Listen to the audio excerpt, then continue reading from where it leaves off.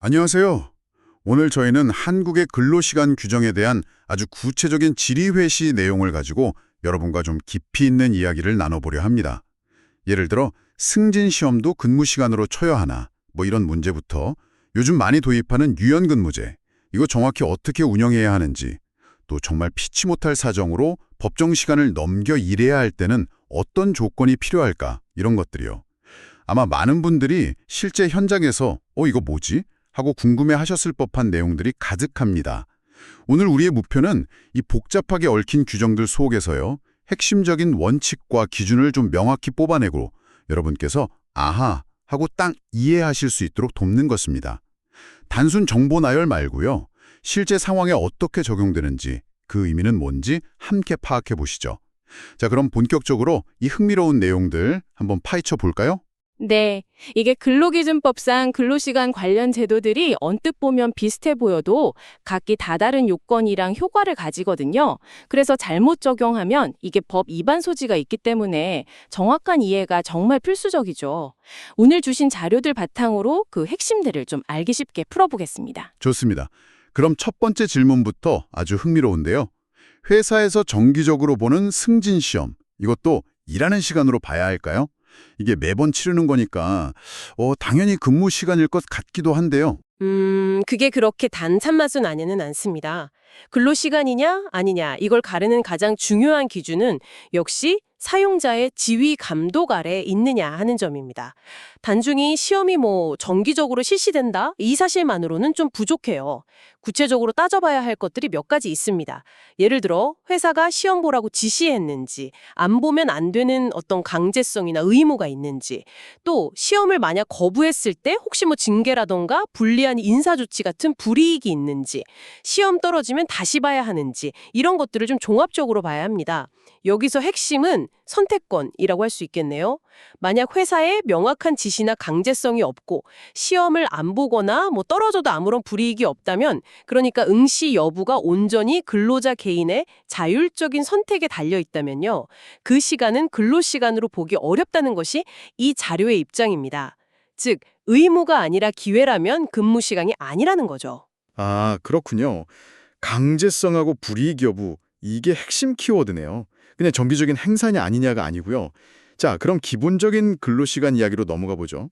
법정 근로시간 1일 8시간, 일주 40시간이고 합의하면 주 12시간까지 연장 근로 가능해서 주 52시간제, 이게 기본 원칙이죠.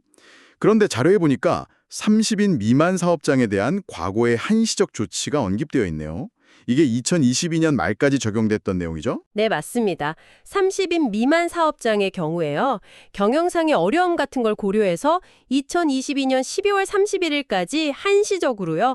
근로자 대표와 서면 합의를 하면 주 12시간 연장 근로 외에 추가로 주 8시간의 연장 근로, 그러니까 총 20시간까지 연장 근로가 가능했었습니다. 자료가 그 시점을 기준으로 설명하고 있는 부분이고요. 여기서 좀 중요한 점은요. 만약 이 추가 연장 근로를 위한 서면 합의 같은 요건을 갖추지 못했거나 아니면 요건을 갖췄더라도 허용된 추가 8시간을 넘어서 일을 시켰다면 그 초과분은 이 특별규정 적용을 받는 게 아니라 일반적인 연장 근로 한도 위반, 즉 주 12시간 초과 위반으로 본다는 점입니다. 따라서 근로기준법 제53조 제1항 및 제2항 위반으로 처벌 대상이 될 수 있습니다. 한시적 허용 요건을 못 지키면 일반 규정 위반이 되는 거죠. 그렇군요. 한시적 예외 조항도 굉장히 엄격하게 적용되었네요. 그럼 이런 경우는 어떤가요? 계약상 주 3일만 근무하기로 한 파트타임 근로자가 있다고 해보죠. 월, 화, 수요일에 8시간씩 일하고 목금은 쉬기로 한 사람인데 토요일에 나와서 8시간을 더 일했어요. 이 경우 토요일 근무는 무조건 연장 근로수당 그 50% 가산하는 거요. 그걸 줘야 하나요? 계약한 시간은 넘었지만 주 40시간은 안 넘었는데요. 이게 좀 헷갈리더라고요. 이거 아주 좋은 질문이고 실제로 많이들 혼동하시는 부분입니다. 여기서 중요한 것은 소정 근로 시간하고 법정 근로 시간을 구분하는 겁니다. 소정 근로 시간은 근로자랑 사용자가 서로 일하기로 합의한 시간, 이 경우엔 주 24시간이죠. 그리고 법정 근로 시간은 법이 정한 기준 시간, 즉 1일 8시간, 일주 40시간입니다. 연장근로 가산수당 지급 의무는요, 이 소정근로 시간이 아니라 법정근로 시간을 초과했는지 여부로 판단합니다. 아, 법정 근로시간 기준으로요? 네, 따라서 말씀하신 사례처럼 월, 화, 수 각 8시간, 총 24시간 일하고 토요일에 8시간을 더 일했다면 주 총 근로시간이 32시간이죠. 이 경우에는 일주 법정 근로시간인 40시간을 넘지 않았기 때문에 토요일 근무 8시간에 대해 50% 가산된 연장 근로 수당을 지급할 의무는 없습니다. 물론 토요일에 일한 그 8시간 자체에 대한 임금, 즉 100% 임금은 당연히 지급해야 하고요. 하하. 계약 시간 외의 근무에 대한 대가는 지급하되 법정 기준 초과 시 붙는 프리미엄은 없다는 뜻입니다. 하하. 명확해졌습니다. 연장 근로 가산 수당을 법정 한도를 넘었을 때 붙는 거군요. 계약 시간 초과분은 그냥 일한 만큼의 기본급을 주면 되는 거고요. 좋습니다. 그럼 근로기준법 63조에 따라서 근로시간 규정 적용에서 제외되는 분들 있잖아요. 감시단속적 근로자나 관리감독자. 이분들은 어떤가요? 연장 근로수당을 아예 못 받는 건가요? 네, 근로기준법 제63조에 해당하는 분들은 근로시간, 휴게, 휴일 규정이 적용되지 않습니다. 그래서 법정 근로시간을 초과해서 일하거나 휴일에 일하더라도 그 초과 시간이나 휴일 근무에 대해서 법에서 정한 가산임금, 그러니까 통상임금의 50% 또는 100%가 붙는 거죠. 그건 발생하지 않습니다. 아예 발생하지 않는군요. 네, 하지만 여기서 좀 주의할 점이 있습니다. 가산임금이 발생하지 않는다는 것이지 일한 시간 그 자체에 대한 임금 100%까지 안 줘도 된다는 의미는 아니라는 게 자료의 기본적인 설명입니다. 즉, 계약된 소정근로시간 외에 추가로 근로를 제공했다면 그 시간에 대한 기본임금은 지급하는 것이 원칙이라는 거죠. 다만 대법원 판례 중에는 관리감독자의 경우에요, 자신의 근무 시간에 대해 상당한 자유재량권을 가지므로 소정근로시간 외 근로에 대해 기본임금 100%와 가산임금 50% 모두 발생하지 않는다고 본 경우도 있긴 합니다. 잠깐만요. 그럼 관리 감독자는 추가 근무에 대해서 돈을 아예 못 받을 수도 있다 이런 건가요? 그 판례는 근무 시간 결정에 대한 완전한 자유재량권이 보장될 때를 전제로 합니다. 만약 명칭만 관리감독자일 뿐이고 실제로는 특정 소정어의 근로에 대해 본인의 결정권이 없고 상사의 지시에 따라야 한다거나 또 그 추가 근로에 대한 별도의 보상, 예를 들어 특정 수당 형태 같은 것이 이미 임금에 포함되어 있지도 않다면 그 추가 근로 시간에 대한 기본임금 100%는 지급하는 것이 타당하다. 이게 이 자료의 입장입니다. 아, 즉, 직함이 아니라 실제 근무 행태하고 재량권 유무가 중요하다는 거죠. 꽤 미묘한 지점입니다. 정말 그러네요. 직책 이름만으로는 판단할 수 없고 실제 권한과 보상 체계를 봐야 한다는 거군요. 알겠습니다. 자, 그럼 기본 원칙들을 짚어봤으니 이제 좀 더 복잡한 유연근무제로 넘어가 보죠. 요즘 많이 활용하는데 정확히 아는 게 중요할 것 같습니다. 먼저 탄력적 근로시간제부터 살펴볼까요? 이 제도하에서는 휴일 근무는 어떻게 되나요? 네, 탄력적 근로시간제는 기본적으로 정해진 단위기간, 예를 들어 2주 또는 3개월 이런 단위기간 내에서 소정 근로일, 즉 원래 일하기로 정한 날들 사이의 근로시간을 조절하는 제도입니다. 특정 주의 근로시간은 늘리고 다른 주의 근로시간은 줄여서 단위기간 전체를 평균했을 때 주 40시간을 맞추는 거죠. 따라서 원칙적으로는 근로 의무가 없는 휴일은 이 시간 조정 대상에 포함되지 않습니다. 아, 휴일은 조정 대상이 아니군요. 그렇죠. 하지만 그렇다고 탄력 근로제 중에는 절대 휴일 근로를 시킬 수 없다 이런 뜻은 아니고요. 근로자와 사용자가 합의한다면 탄력 근로제를 운영하는 중에도 휴일을 근로하는 것이 가능합니다. 이 경우 당연히 근로기준법상 휴일 근로에 해당하므로 제56조 제2항에 따라서 8시간 이내의 휴일 근로에 대해서는 통상임금의 50% 이상, 8시간을 초과하는 부분에 대해서는 100% 이상의 가산임금을 지급해야 합니다. 탄력 근로제라고 해서 휴일 근로수당이 면제되는 건 아니라는 거죠. 그렇군요. 탄력 근로제 기간 중에도 휴일 근무는 가능하고 수당도 법대로 줘야 한다. 알겠습니다. 그럼 탄력 근로제를 운영했는데 단위 기간을 평균해 보니 주평균 근로시간이 40시간이 안 되는 근로자는 주휴수당을 어떻게 계산해야 하나요? 이게 풀타임은 아니지만 그렇다고 주 15시간 미만 초단시간 근로자도 아닌 좀 애매한 경우인데요. 네, 그런 경우가 있을 수 있죠. 예를 들어 3개월 단위 탄력 근로제를 운영했는데 평균 주소정 근로 시간이 38시간이 되었다면요. 이 근로자는 법적으로 단시간 근로자는 아닐 수 있지만 주 40시간 미만으로 일한다는 점에서는 단시간 근로자와 유사한 형태입니다. 따라서 이 경우 사업장 내 비교 대상 통상 근로자가 없더라도 단시간 근로자의 주요 수당 계산 방식, 근로기준법 시행령 별표 2에 있는 방식인데요. 이걸 준용하는 것이 합리적이라는 것이 자료의 설명입니다. 아, 준용해서. 네, 즉 40시간 일했을 때 받을 주요 수당 곱하기 평균 주 소정 근로 시간 나누기 40시간 뭐 이런 방식으로 비례 계산해서 지급하라는 의미입니다. 비례해서 계산하는군요. 네, 합리적인 방식 같습니다. 탄력 근로제 중에서도 3개월을 초과하고 6개월 이내 단위 기간으로 운영하는 경우는 요건이 좀 더 까다롭다고 들었습니다. 근로시간 통보는 언제까지 해야 하고 임금 보전 방안이라는 건 또 뭔가요? 좀 더 복잡해 보이는데요. 네, 맞습니다. 단위 기간이 3개월을 초과하는 탄력 근로제는 좀 장기간 근로시간 변동성이 커질 수 있기 때문에 근로자 보호를 위한 추가적인 장치들이 있습니다. 우선 근로자 대표와 서면 합의 시에 단위 기간 전체의 주별 근로시간은 미리 정해야 하고요. 그리고 더 나아가서 각 주의 근로일별 근로시간은 해당 근로일이 포함된 주가 시작되기 최소 2주 전까지 각 근로자에게 서면으로 통보해야 합니다. 2주 전까지요? 네, 예를 들어 6월 17일 월요일부터 시작되는 주의 일별 근로 시간표는 늦어도 6월 2일 일요일까지는 근로자에게 알려줘야 한다는 거죠. 그래야 근로자가 미리 생활 계획을 세울 수 있으니까요. 또한 임금 보전 방안 마련 및 신고 의무가 있습니다.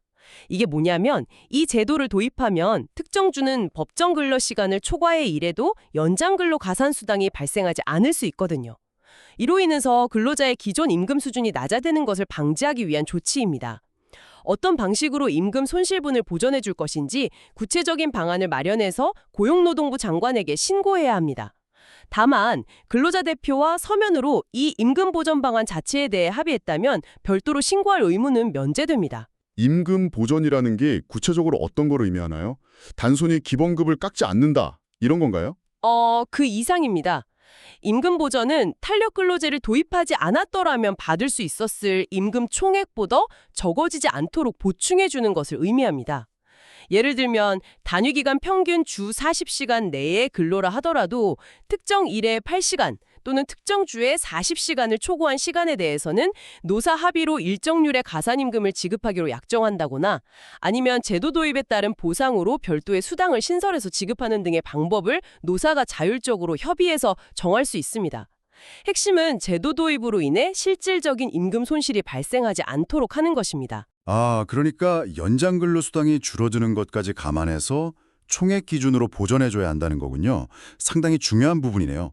자, 그럼 다음 유연 근로제인 선택적 근로시간제로 넘어가 보죠.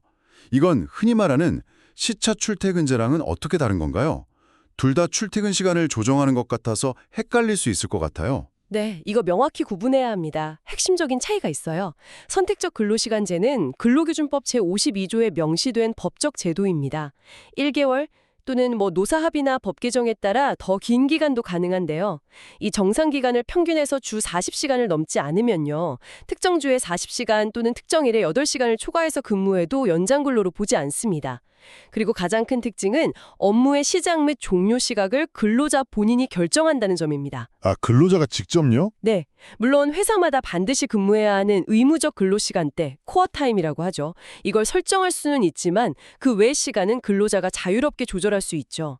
반면에 시차 출퇴근제는 법에 명시된 제도가 아닙니다. 이건 1일 8시간, 1주 40시간이라는 법정 근로시간의 틀은 그대로 유지하면서요.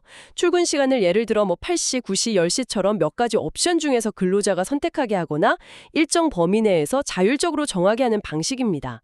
이건 회사 내규나 단체협약, 근로계약 등으로 운영되는 거죠. 따라서 시차 출퇴근제는 선택적 근로시간제처럼 정상기간 평균 주 40시간만 맞추면 특정 일이나 주에 법정 근로시간을 초과해도 괜찮은 그런 효과는 없습니다. 1일 8시간, 1주 40시간은 여전히 지켜야 합니다. 명확하게 이해됐습니다. 선택적 근로시간제는 법적 근로시간 계산 자체를 유연하게 하고 시업 종업시간 결정권이 근로자에게 있는 반면 시차 출퇴근제는 8시간, 40시간 틀은 유지하면서 출근 시간만 조정하는 거군요.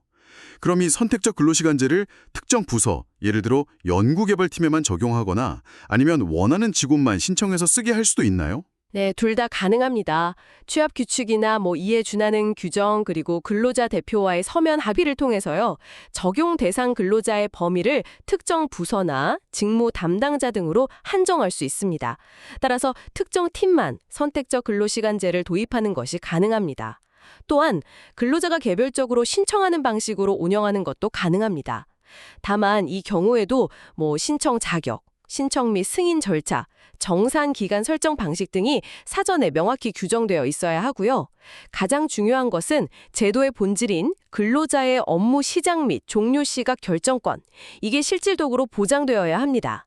형식이 아니라 실질이 중요하다는 거죠. 그렇군요. 그럼 반대로 교대 근무자에게도 선택적 근로시간제를 적용할 수 있을까요?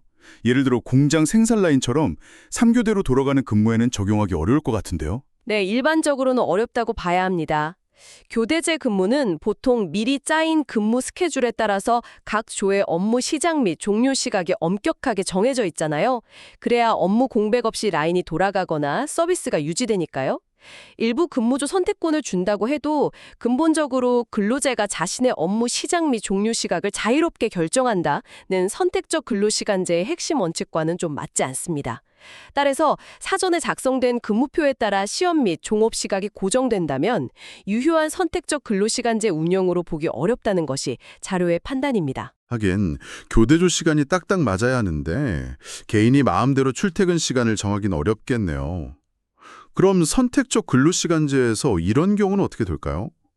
정산 기간 동안 총 근로시간을 초과해서 연장 근로가 발생했는데 마침 그 초과 근무를 한 날이 휴일이었어요.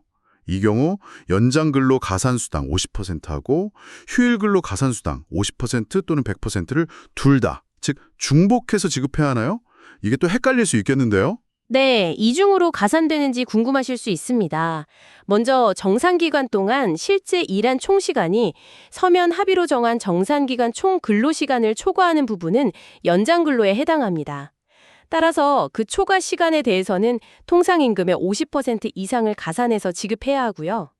그리고 만약 사용자의 지시나 승인을 받아서 휴일에 근로했다면 그 시간은 당연히 휴일 근로에 해당하죠. 그래서 휴일 근로 시간에 대해서는 8시간 이내는 50%, 8시간을 초과하는 부분은 100%의 가산수당을 지급해야 합니다. 네. 이제 질문하신 것처럼 휴일에 일한 시간이 동시에 정상기관 총 근로시간을 초과하는 연정근로에도 해당될 경우 어떻게 하느냐. 이때는 결론적으로 휴일 근로에 따른 가산임금, 즉 50% 또는 100%만 지급하면 됩니다. 동일한 시간에 대해 연장근로 가산임금 50%까지 중복해서 지급할 필요는 없다는 것이 근로기준법 제56조 제2항의 취지이자 고용노동부의 입장입니다. 아, 중복은 아니군요. 네, 즉 더 높은 가산율, 보통 휴일근로 가산율이 더 높거나 같으니까요. 그 높은 쪽만 적용하면 된다는 거죠. 아, 중복 지급은 아니고 둘 중 더 높은 가산율, 즉 휴일 근로 가산율만 적용하면 되는군요. 명쾌하네요. 자, 이제 마지막 주제로 넘어가 보겠습니다. 평소에는 주 52시간을 지켜야 하지만 정말 예외적으로 이걸 넘어서 일해야 하는 비상 상황도 있을 수 있잖아요. 이때 활용하는 게 특별 연장근로 제도 맞죠? 예를 들어 몇 년에 한 번 있는 큰 선거 방송 같은 경우 이걸 활용할 수 있을까요? 네, 맞습니다. 근로기준법 제53조 제4항에 따른 특별연장 근로라는 것은요. 재난이나 재해 발생 또는 그에 준하는 사고를 수습하기 위한 경우 등 특별한 사정이 있을 때 고용노동부 장관의 인가와 해당 근로자의 동의를 받아서 일주 12시간을 초과하는 연장 근로를 할 수 있게 하는 아주 예외적인 제도입니다. 정말 불가피한 상황을 위한 최후의 수단인 셈이죠. 네. 선거 방송의 경우 질문하신 것처럼 투표일 및 개표일 당일은 어떨까요? 이때는 실시간 중계, 출구조사 발표, 개표 결과 보도 이런 것들로 인해서 평소와는 비교할 수 없을 정도로 업무량이 폭발적으로 증가하는 것이 명확하죠. 이런 경우는 근로기준법 시행규칙에서 정한 인가사유 중 하나인 업무량 폭증에 해당한다고 봐서요. 필요 최소한의 기간과 인원에 대해 인가될 가능성이 있습니다. 하지만 개표 방송 외에 일반적인 선거 기간 동안의 방송, 예를 들어 후보자 토론회 중계나 선거 관련 광고 송출 같은 것은요. 통상적인 업무 범위로 볼려지가 틉니다. 따라서 이런 경우까지 특별 연장 근로 인가를 받으려면 단순히 바쁘다는 것을 넘어서 예년 선거 때와 비교해서도 업무량이 대폭적으로 그리고 예측 불가능하게 증가했다는 점을 구체적인 자료로 입증해야만 가능할 것입니다. 기준이 꽤 엄격합니다. 기준이 생각보다 엄격하군요. 폭증과 대폭적 증가라는 표현에서 그 무게감이 느껴집니다. 그럼 이렇게 특별 연장 근로를 하게 되면 근로자 건강에 무리가 갈 수 있을 텐데 이를 위한 보호 조치도 반드시 필요하겠네요. 네, 당연히 필요하고 법에서도 요구하는 매우 중요한 부분입니다. 고용노동부 고시에 따르면요, 특별 연장 근로가 1주 이상 계속되는 경우에는 사용자는 특별 연장 근로 도중 또는 종료 후에 해당 근로자에게 1주 단위로 최소한 1일, 즉 24시간 이상의 연속 휴식을 부여해야 합니다. 24시간 연속 휴식. 네, 근로자가 충분히 회복할 시간을 보장하기 위한 조치인데요. 이 연속 휴식 시간은 주휴일을 포함해서 계산할 수 있습니다. 즉, 주휴일 포함해서 최소 24시간은 쭉 쉬게 해주어야 한다는 의미입니다. 또한 사용자는 특별 연장 근로를 하는 근로자에게 건강관리를 위해 적절한 시기에 건강검진을 받을 수 있도록 조치해야 할 의무도 있습니다. 그 건강검진은 혹시 매년 받아야 하는 일반 건강진단과 같은 건가요? 이걸 받으면 그의 일반 건강진단은 안 받아도 되는 건지 궁금하네요. 원칙적으로는 목적과 취지가 다릅니다. 특별 연장 근로에 따른 건강검진은 과도한 근로로 인한 건강 이상을 조기에 발견하기 위한 것이고요. 산업안전보건법상 정기건강진단은 일반적인 건강 생태를 확인하기 위한 것이죠. 그래서 별개로 보는 것이 원칙입니다.